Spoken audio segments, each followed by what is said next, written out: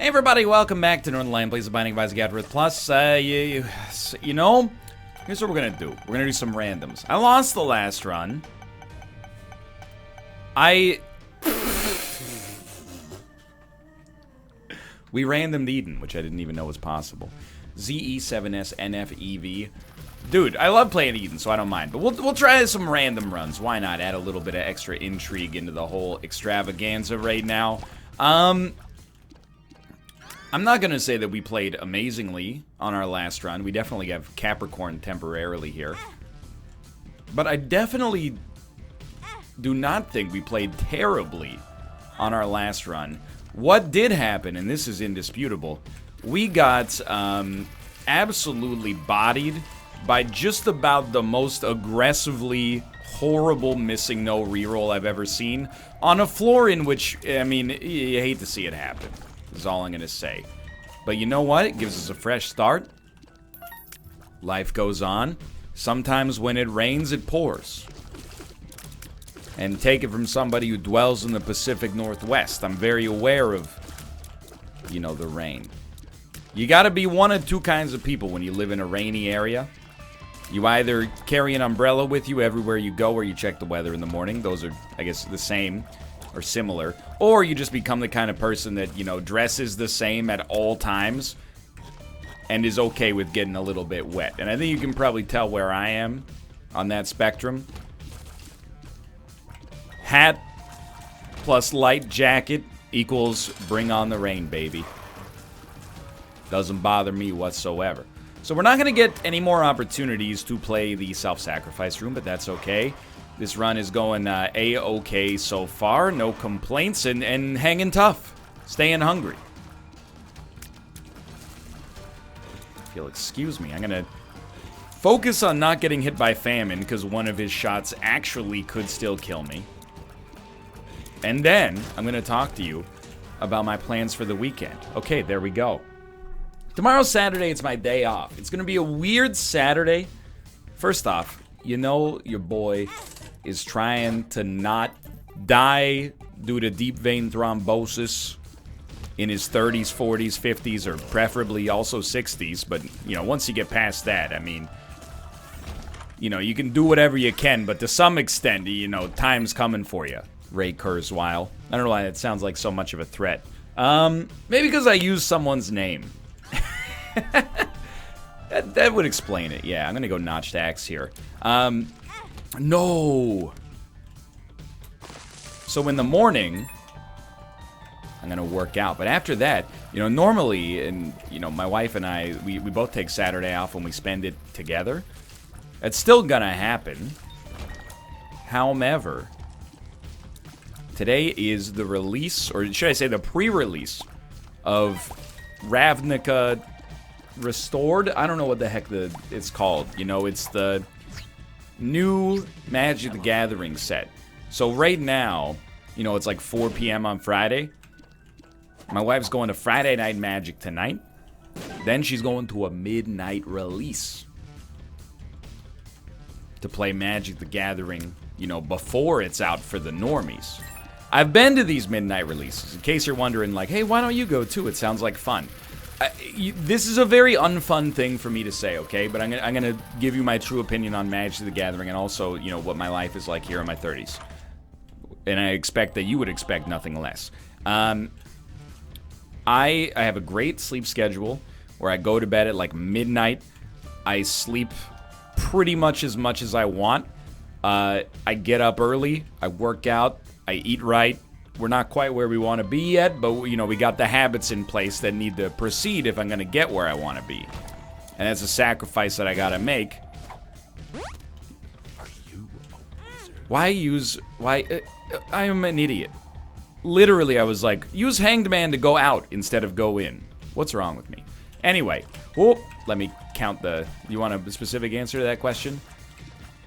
Basically, I don't like paper magic enough to ruin my sleep schedule. Also, you know, these midnight pre-releases, I've been to one. I left after 2 rounds of the pre-release for, I think it was Battle for Zendikar, but it might have been Shadows over Innistrad. And I'm shooting these because you know I'm worried, and I want to see if maybe we can get a spirit heart or a red heart out of them. It was like 3, maybe 3:30 or 4 in the morning, because they give out the packs, you know, roughly at midnight, which might be mandated by Wizards for all I know. Wizards of the Coast, not Wizards, you know, like Merlin. And then, you know, you get an hour to build your deck, and then, you know, you gotta look at the list, and you're like, hey, is Gregory here? And then, like, 6 people put up their hand, and you go, okay, which one of you is Gregory Simpson? And then 2 of them put up your hand, and you go, okay, here, meet me over here. We're playing round 1. Yikes, dude. Okay, well, mercifully, the game has been saved. And I'm going to go look for a second secret room as well. This has been a real wonky one so far that I am not proud of. Missing page 2 did do a lot of good work for us, though. So, you know, even you think, like, oh, playing a few rounds of Magic the Gathering, it's not going to be that late. It's probably going to be that late. I expect, if she plays the whole thing, she'll probably be home by, like, 5 or 6 in the morning, at which point I will be close to getting up. So I'm going to have, like, a nice 6-hour period in the morning where it's just going to be me. And I'm going to work out, and I'm going to, I don't know, maybe I like that, if you ask me what my favorite time of the week is, it changes as I get older and older. Plus, yeah, I want to say the last thing about the Magic thing. I don't mean to insult Magic. I think it's an amazing game. I've also, within the past week, I don't know if it was in Isaac or if it was in Slay the Spire or on stream, called Magic the Gathering one of the greatest strategy games ever made. However, you know, I also like chess. I don't want to stay up until 4 in the morning playing chess. You know, it's, does this work? It does not. I'm not going to be making good decisions at that point. I'm going to be very tired, and I'm going to compromise my Saturday for some cardboard. I'll just play it in Magic the Gathering Arena. That's more my speed. Where, you know, if you decide that you don't want to play, you can just Alt F4. Not to avoid a loss, but to avoid, you know, the time investment. Let's check this out real quick. I mean, I would like to reroll. Thank God for Mom's Knife, dude. It has really saved us here.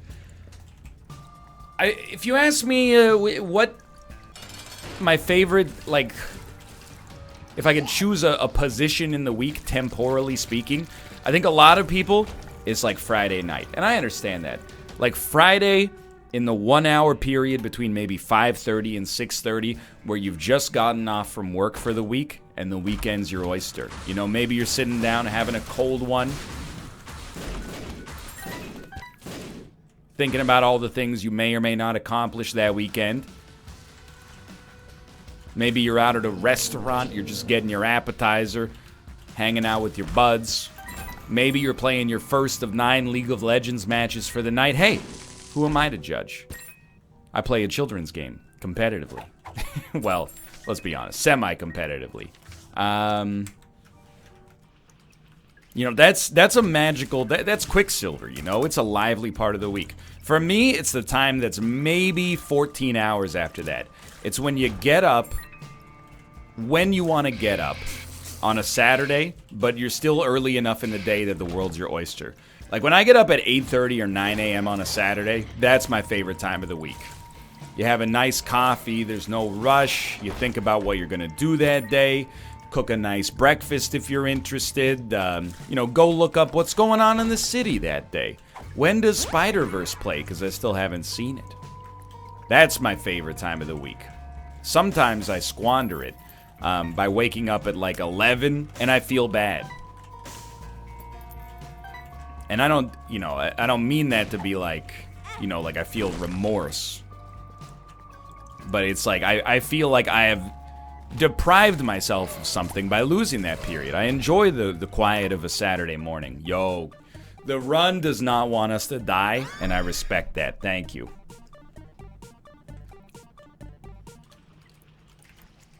I'm trying to think of when it might be for other people. We shouldn't be using bombs on these when we have notched axe. It's literally like the only reason to have notched axe. Or to hold notched axe, to have and to hold. I mean, we shouldn't be losing a run with Mom's Knife and Infestation 2 to begin with, but we did get low on HP, making some boneheaded plays.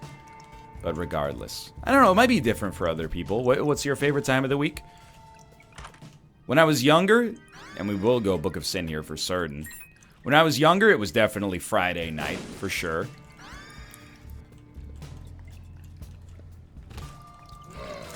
When I was a kid, it was probably Saturday morning, though. Oh, no. Careful. But there's been times as well. Oh, no. Stop walking into enemies, please, in a fit of nostalgia. You know, when I was in university, sometimes it was Thursday. Thursdays, trivia night. Yeah, you got to go to class throughout the day, but then at night, you got trivia night. Then Friday, and a couple semesters in college, I had, like, no classes. Well, not no classes, but, like, 3 hours of class on Friday. So it was kind of like Thursday was, like, a little half Friday for me to begin with. By the way, you can't get me with a must be nice comment. Must be nice not being in engineering. Okay. I didn't, you know, choose for you to be in engineering. Here I thought that you were in engineering because you like building stuff, you know, designing stuff, having responsibility, technologically minded, good math and science background, and strong career prospects. Turns out the only reason you went into engineering is to complain to people that weren't in engineering about how much easier their lives are than yours.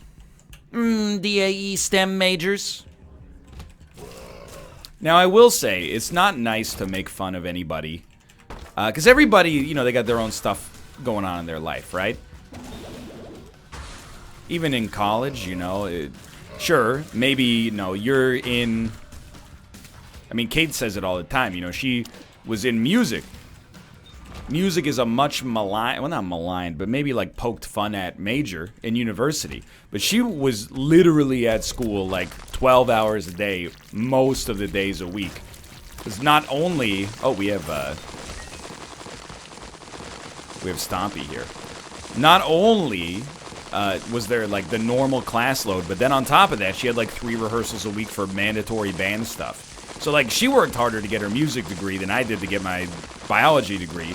Without a doubt, even though, you know, my biology degree, just by nature of it being a scientific degree, probably people would assume the otherwise, or the opposite maybe. Or maybe not, I don't know. But, you know, I will say, I had a housemate in university, and she was in kinesiology, aka, I don't say this with any form of derision. She was in phys ed, basically. She thought she might want to be a physical education teacher when she... I was going to say grew up, but I mean, she was like 22. Anyway, she would always complain about how stressed she was, and we had a sympathetic ear until we found out that one day she was stressed out about a report that she had to write about a field trip that she and her class took where they went bowling. And everybody in the house let out a collective groan and was like, "You had a field trip where you went bowling?" And she was like, "Yeah." And then like one where he played field hockey and one where he played lacrosse, and you know, what about it? I'm not gonna say that it's easier to be a student in kinesiology than it is to be a student in anything else. All I'm gonna say is if you ever want to complain about your academic lot in life, maybe leave out the part where you went on a bowling field trip. Because I'm not saying my academic career was that difficult, but I ain't never been on a bowling trip in college. And I'm sure that it carries its own unique stress with it as well. Dude, can I not have Ace of Hearts, please? I'm just saying, you know, you're taught... I wouldn't even put myself in the camp of, like, feeling like my life in university was that hard. All I'm saying is, you know, you're dealing with one guy who is double major... mechanical engineering and astrophysics. You know, you got one guy who's doing a degree in physics and a degree in math simultaneously. You got me, who's kind of, you know, hobbling his way through a biology degree while playing way too much Civilization 4, but never actually reading any guides on how to get better at it, so I still suck at Civilization to this day. You know, your criticism or your complaint will fall to some extent on deaf ears. It's all about knowing your audience. Probably. I don't know. I'm just spitballing. Speaking of which is a transition that doesn't really make any sense in this situation. strength came in handy there. But we've been basically gifted a relatively easy win here. We have Mom's Knife. Now we have Gimpy and above 0 luck. We've got Infestation 2. And a real chance of being saved on a run that, at least for the second floor, didn't look like it was coming in so hot, you know? I'm excited. It's terrible, but if there's ever, you know, a run where you can handle, I'm excited. It's any run with Mom's Knife. Oh my god, that was scary.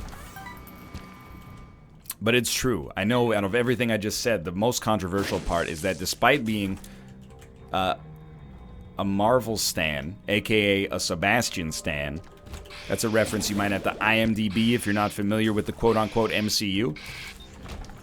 Little acronym overload. He's the actor who plays Bucky Barnes, aka the Winter Soldier. We are not stomping anymore. But as I believe I'm stomping, because when I come back, y'all, I'm coming straight out of Compton. I've always said that. In fact, I probably was the first person to ever say that, is my guess. Yo, pretty solid. Red hearts? Thank you. We'll just teleport immediately. It's true, I have not seen Spider-Man Into the Spider-Verse yet. I want to, but I haven't really made much of an effort. So, I mean, how much do I want to? I mean, in my head, I'm like, I really want to. I hear it's amazing. I hear it's... Many people, I would say for like the average movie-going audience, it's apparently among their favorite films. According to IMDb, it's the highest-ranked film of 2018. I understand, though, you know, the foibles with IMDb. Like, in particular, IMDb, you know... The users skew younger.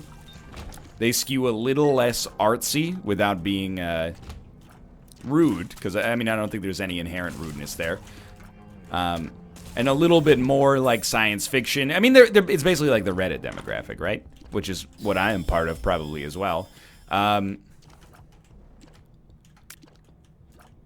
still, I mean, that's anytime a movie ends up there, that's a good sign, I think. And I told you, I think, but when we were at the theater seeing Bumblebee, we probably should have seen Into the Spider-Verse, even though Bumblebee was fine. Everybody, literally, like, there was a lineup for Into the Spider-Verse, which had opened a week ago, and everybody in that line was talking about how they'd already seen the movie and were just, like, eager to see it again. That's a great sign. And what else is it? You know what? It's a good time to go to Rotten Tomatoes. It's January. What else is even in theaters? I can't go see Glass, okay? I haven't seen Split yet. No, I don't want to see The Upside, starring Bryan Cranston and Kevin Hart. It's based on a better movie called The Intouchables. Also, with no disrespect meant to either of those actors, both of whom I respect, legitimately. Like, I'm not a big fan of Kevin Hart's stand-up comedy, but I watched Get Hard with Will Ferrell and Kevin Hart. I also don't really like Will Ferrell. I mean, I think I like him as a person from what I've seen of him on documentary shows such as quote-unquote comedians in cars getting quote-unquote coffee. I just wanted to throw as many quotation marks in there to make that question or to make that statement a little bit more interesting. Like, he seems like an affable gentleman, let me put it that way. But, you know, not a huge fan of most of his movies. A couple of them, you know, like Stranger Than Fiction's really good. Anchorman 1, old school. I mean, it's stuff that's like, it's not high art, but it's funny at least. But despite not really liking either of the main actors at the center of this movie, I was like, you know what? As far as, you know, dumb comedies go, this one's pretty okay. And of course, Bryan Cranston, most famous for his role as Dad in Godzilla, which I believe made him a superstar.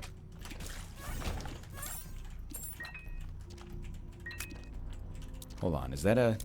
No, it's not. Thought it was a tinted rock. Not that we need it right now. But it's not the kind of movie you need to see in the theater. You know? I'm glad I don't work in Hollywood because I think hearing that would infuriate me. You know, you put all this hard work into making a product that's, you know, you think is going to be entertaining, uplifting, and people are like, well, it doesn't have laser guns in it, so I'm not going to see it in theaters. I'll catch it for free on the movie channel a year and a half later. By the way, I don't know what's up with our movie channels, dude. Literally, and ask any Canadian that is as dumb as I am and pays for the movie channels just so they can have access to HBO. There's one movie channel that literally has been playing Alien Covenant at least 3 times a day for the last 3 months. And my idiot butt, and you know what I was going to say there, instead of saying idiot butt, you know, do the adult substitutions. I sit on the couch, I pop open my laptop, I already watched that day's Jeopardy. You know, I turn on the TV, it's on the movie network. If Alien Covenant's on, I don't know what it is. I don't like the movie, really. Although I do think it's not as bad as Prometheus. But I watch it every time it's on. And I don't watch it actively and go, oh no, Billy Crudup, what are you doing? But it's just one of those things where, you know, if that's what's on, I'm like, I don't need to go further into the TV guide listings right now. And part of the reason for that is because I've gone through the TV guide listings. If there's no Vancouver Canucks game on, there is nothing better on television to watch than an okay movie at 8 p.m., at least on the cable package we have. There's 9, and I don't know who needs all these stations, okay? I don't make the rules here. I just pay the bill. There's like 9 different television stations that play the news at exactly the same time. They should really, like, become a cartel. They should fix their schedule so that one of them has the news at like 5, one of them has it at 6, one of them has it at 7. Because there are people who would be like, okay, I'll go watch the news on every channel just to see if there's new news. But when it's all on at the same time, that just takes out like 15 channels because I already get my news on Twitter like a normal person. We'll grab all this for sure. And we're gonna, I mean, I don't consider this a rush. This is just the speed the run goes when you get Mom's knife from your second boss fight. On a Curse of the Blind, no less. And then, I don't want to ruffle any feathers. One channel runs 2 episodes of Seinfeld. Fantastic. Even if I've seen them 20 times before, I'll watch them again. If you miss the Seinfeld block, it's Family Guy for the rest of the night. And I can't.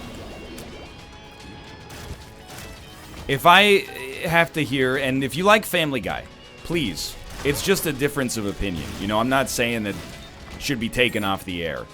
I just don't want to accidentally watch it. Because if I hear one more story that's like, no, that reminds me of the time that I saw Robert Durst at the grocery store. You know, and then it's a reference to the Jinx or something like that. Maybe it's that it's too much like my own content. That it's too close to the bone, you know? Talentless referential comedy where you don't laugh because it's funny, but instead you laugh because you go, I understood that reference. Which is in itself now a reference, ironically enough. Anyway, so yeah, I'll watch Alien Covenant again. Who's buying? Face hugs, but who's buying? Face huggers, but who's buying? Why would I use that? I was loving the stats. I still think, you know, as long as we're doing mini bits here at the end, we had a bit at the end of the last NLSS that I thought was extremely funny. And it's a music video of Tobey Maguire from Spider-Man 1 getting bit by a radioactive spider and discovering his powers in the form of a montage. Well, Imagine Dragons' song, Radioactive, well, that plays over and over. Or should I say, over and over. Oh. You get the idea. Easy win. You can picture it in your head, right? You know? Where, like, you know, it's... I'm trying to remember how this song goes. I'm waking up. And then on the hi-hat crash, that's when the spider plunges its fangs into his wrist when he's taking the photo of Kirsten Dunst. I let my systems go. Something, dum, bum, boom. And then it's like, welcome to the new age. And he's got his shirt off looking at his new pecs in the mirror. Anyway. No, I'm not suggesting this because it's good. silly. I'm suggesting it because it's terrible, and that makes it good. Anyway, thanks for watching. I hope you guys have enjoyed the episode. If you did, click the like button. Stick radio. Of course, subscribe if you want to see more in the future, and I'll be live on Twitch forever. Twitch.tv/Northernlion. Follow me there. For now, thanks for watching, and I will see you next time.